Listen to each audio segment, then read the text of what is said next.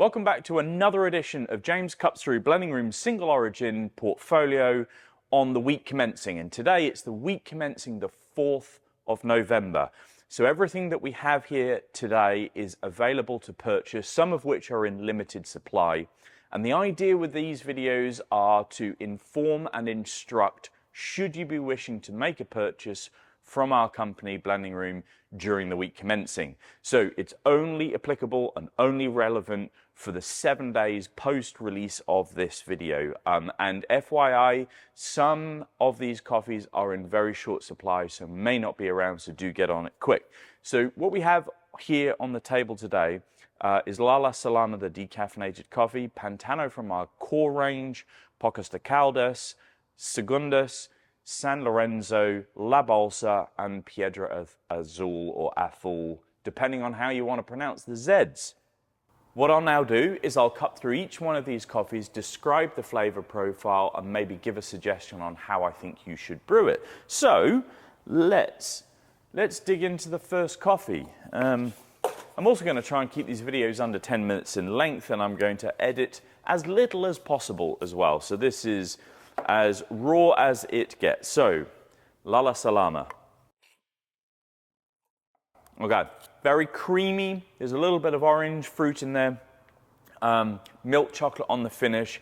This is a super versatile coffee. You can brew it espresso. You can brew it for any method of filtration brewing and also full immersion as well. It's delightful.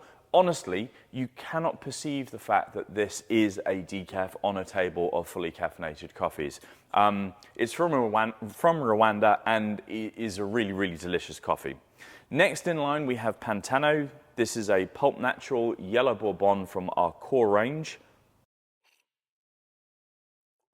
And the expectation with this is nuts and chocolate with a little tiny bit of orange acidity, which is exactly what you get from last week's roast. This is roast 25882, just in case you get this in the post. Milk chocolate, creamy, hazelnut, so creamed hazelnut, little tickle of acidity in there as well. Very versatile. You can use this in every method of brewing, including espresso. So if you're coming to us for the first time, Pantano is a very safe bet and a safe entry point into these styles of coffees. Next is the Pocos de Caldas.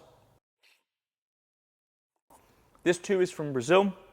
This is a natural and honey process blend from origin, much more fruit forward, but the fruit expression with this is in autumnal fruits, so figs and dates and maybe some plum, that type of thing, underpinned by a very pronounced dark chocolate. Now, it's not a bitter dark chocolate. It's one of those crisp, sort of 70% cocoa mass dark chocolates.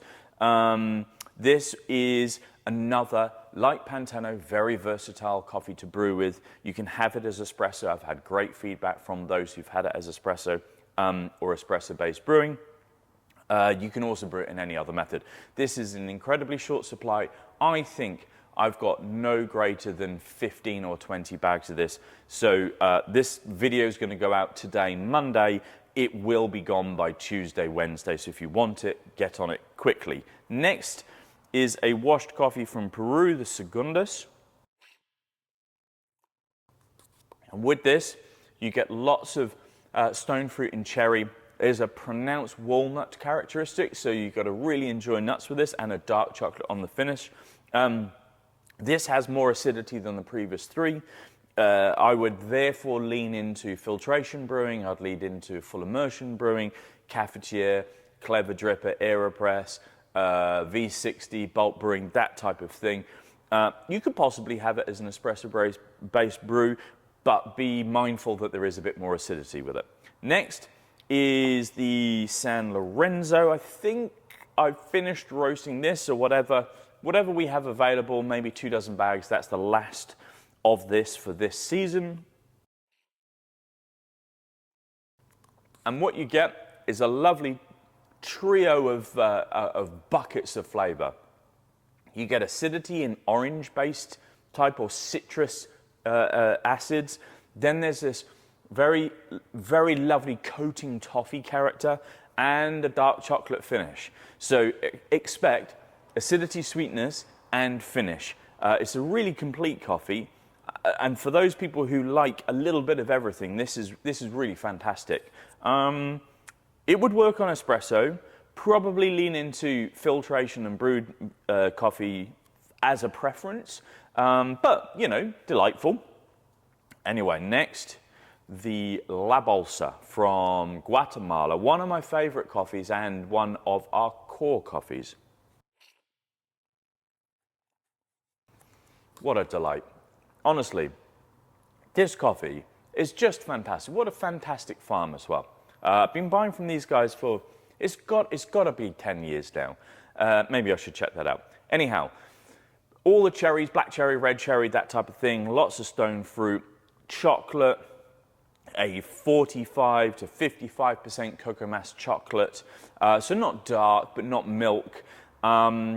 This is an exceptionally versatile coffee to brew with. You can have it as espresso, expect acidity and fruit characters. You can also brew it in any other method of brewing, AeroPress and stovetop mocha pot. It's just wonderful. And cheap as chips in comparison to the rest of some of these coffees. So it is cheap, not because it's a cheap coffee, but because I buy a lot of it and I can pass some of those savings along to you. Anyway, buy this one.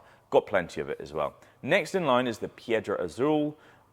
This was the new coffee release on Saturday just gone. This is also from the same exporter and grower group as the La Bolsa.